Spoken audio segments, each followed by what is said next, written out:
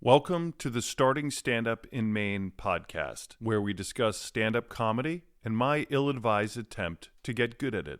I'm David Walton, professor of nothing at the Stanford School of Medicine. I have no discernible skills except to pretend to play doctors, lawyers, and idiots on television and film. Today's episode, we discuss why I didn't get jack squat done all week.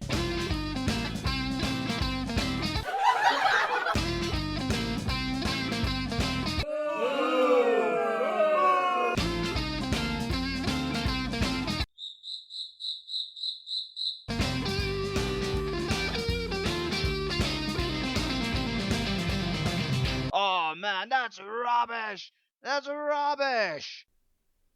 What do I have to report? A big settle. One thing, I listened to last week's episode and I listened to the set, quote unquote, that I did at the end. And I don't think I'll do it again. There's a lot of reasons why I had this experience where I was like, I just don't like the person who's talking. And I couldn't figure it out if it was because I was misrepresenting my relationship with my dad. He doesn't talk like that. David, like, he doesn't talk like that. And I don't fuck with him like that. The one thing I would probably keep, which is interesting, is like this shame about being an actor. But when, from an audience's point of view, if they know that you're a quote unquote successful actor who's like recognized on TV a lot, and you're talking about, you know, how shameful it is to be an actor, it's like, I think that plays probably in LA. It doesn't play in Maine. It's sort of like a nuanced thing that you have to know about how actors, like what actors are really like. You know, this idea of like wearing makeup and stuff, how sad it is. And I love acting. I think the big news, which is, it's a long time coming, and fuck it. You know, it's been a long time since I've had a good script sent to me. And I got two this week that were just so good. Little House on the Prairie remake, and then this pilot called Seven Sisters that's going to be on FX. It's going to be awesome. And, you know, you get those scripts, and the good scripts, these are the hardest things to get because, you know, usually you'll audition and, like, you'll be like, God, I wonder who won it. And then it's just like Ryan Reynolds. And you're like, what? Why did I audition? I mean, that's a bit of an exaggeration, but usually it's some, you know, the good projects, it's just some huge star comes down and does TV. But they're so good that it didn't matter. I just poured myself like I never, and I wonder if the stand-up work ethic and just, or whether I was just so thirsty to do my first love, which is acting, and it just launched me. So I got these scripts, I worked really hard on them, and then I watched the audition. I was like, oh no. Like, I think I forgot how to act. It just was bad. And then that led me down this road where, of course, I was like, I'm not going to do a stand-up podcast anymore. I got to do an acting podcast because, you know, it's like, go with your strengths. Like, you're starting this thing which you don't have a natural affinity for. I mean, you still probably haven't written a joke yet. Like a proper joke, and you're like 6 months in, like, what are you doing? And so I was like, but you know how to act, so why don't you do an acting podcast? So then I Googled acting podcasts, you know, to see what was out there. And I found this one. It's called The Working Actor by Jeff Seymour. And I just like, and it was like the most popular one. And I clicked on it, and he had a website, and he just rocks this 5-minute monologue straight to camera about why all acting classes suck shit. And I listened to this man drop the fucking hammer, and I was like, I need to talk to you. And I immediately bought his book on Kindle. It's called The Real Life Actor. And it sort of articulates all these frustrations I have. And we're going a little inside baseball here on acting, but I've been taking acting classes since high school, since freshman year of high school. So 8 years of schooling, then drama school in London, then summers at the Actors Center in New York, very prestigious, like NYU, Juilliard, Yale teachers, and then various classes throughout LA, private coaches, all this stuff. So I've done a lot. I've read a lot of acting books. You know, you're always looking for your method, your way of doing things, and everybody's quote unquote method, which is a misused term, but everyone has their different way of doing things. You know, Michael Fassbender, supposedly, you know, good hog, good sized dick. He, an amazing actor. I don't think they're correlated. But he does these amazing performances, and you'll see interviews and like right before he does this incredibly emotional scene with like a Southern accent as like a slave owner, and he's like joking around, fully normal Michael Fassbender, and he just clicks in. It's just like, and then you got Daniel Day-Lewis, for example, who's staying in character the entire time. Okay, two amazing actors, two extremely different styles and vibes and methods, and they're both method.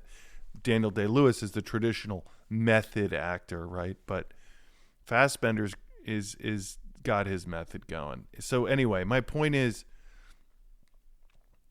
Fassbender's just as much method as Daniel Day-Lewis is what I'm trying to say. He's just figured out what works for him. So anyway, Jeff Seymour, I read his book and I start applying it to this audition I got. And then my wife goes away. I get another audition for Little House on the Prairie remake on Netflix, which is going to be great. I think the pilot's so good. And I was like, shit, maybe Jeff does coaching. Like, maybe Jeff could read with him. Go to his website. Sure enough, click on the link. Just shoot Jeff a C note. Like 18 hours later, I'm chatting with Jeff, whose book I've just torn through, who I discovered because of this podcast and having some weird intrusive thought that I should be doing an acting podcast. Google Perplexity, Jeff Seymour's website, read his book, now speaking to him. That is in a 2-day span. In 48 hours, I go from no idea who Jeff Seymour is to now him making my audition so much better, and reigniting my love of acting, and realizing that I can get better on my own in a, you know, I don't have to go to class and like sit through 4 hours of scene study to hone the skills. So I've got a new daily training regimen for acting so I can get my zhuzh again. And I can couple it with this, which is connected and can help, I think. And it's always good to have different creative projects going and different muscles to exercise. This is all to say, I haven't done shit for stand-up this week. Nothing. Not one moment has been dedicated to stand-up because it's been dedicated completely and totally to acting. And that is A-okay. And if it's not okay with you, well, then I'm so sorry. I'm so sorry. No, I think it's nice. It's been a nice break. And it's allowed me to kind of reflect. It's 6 months in here. We're 6 months into this thing. And it's allowed me to reflect and realize that I think I'm definitely toning down on the, you know, neurotic over-analysis of my process and what I'm doing. And I've got a nice pipeline coming of Maine comics. I really want to get Maine comics exposure, and I want to help the Maine comedy scene because Maine's awesome and there's a lot of talented people here, and stand-up is a super fun way to spend a night. I mean, especially at our age, it's like we've done everything. Like, we're not in our 20s where we're just trying to like get blackout and hook up. Like, what are you going to do? Another dinner with friends? Enough.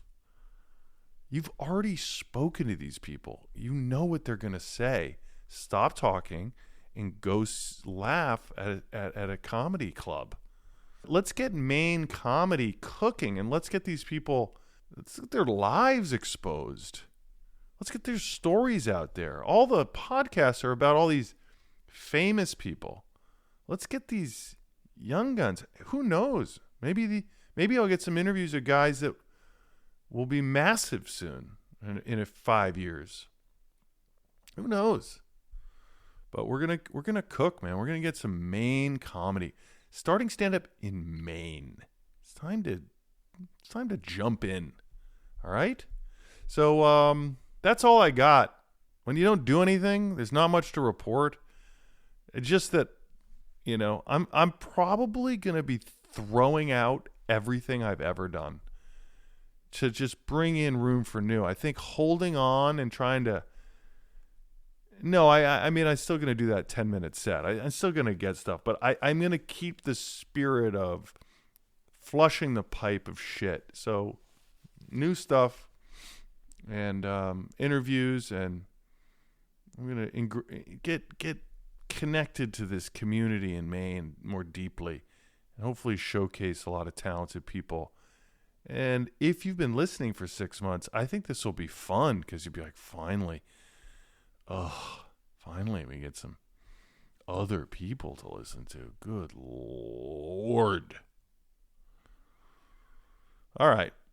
Hey, this has been fun. Took me a while to figure out what to talk about today because maybe when I'm 85, I'll release the unreleased tapes. Good Lord, it's been a weird night. Put the kids to bed at 9:30 p.m. It's 11:15, and I've been recording nonstop and finally just discovered what I wanted to talk about. Sometimes that's the way it happens. I'm wishing you, oh my gosh, it's April. The Masters is on. This is just so much good sports. If you love sports, I just want to get elective surgery and not move for the next 4 days. Maybe I could fix my Cro-Magnon brow. Something's happening, and it's because I have to watch these self-tapes, which is its own awful thing where you do an audition and then you got to choose the thing you did that's best to send to these people who are going to reject you. But I been looking at my eyebrows, and I already had a sort of Cro-Magnon brow. Just genetically, I don't know. Neither of my parents do, but and anyway, there's a falling down. Like, you know how Rocky gets hit in the eye and the whole eye weld shut when Drago, and he's got to get it cut. Like I'm like halfway there, where I'm just getting Rocky eyes just because of I think gravity on my Cro-Magnon brow. So, yeah, maybe next year, Masters, this time next year, I can get some elective surgery. Maybe I'll go to Korea or something where they do it right. Thailand. Yeah, hit me up. DM me if you know any good cheap elective surgeries who can help with Cro-Magnon brow. I mean, it's not even for, looks. It's just so I can see. Yeah. All right. I love you. I wish you so much peace. I wish you so much joy. I wish you so much adventure. I wish you lots of gentle lovemaking and one session of really fucked up shit. New stuff. stuff that just feels like it's right on the edge of dangerous and illegal. Dirty. Just one, but the rest of the time very connected, very loving. Okay? Let me know how it goes.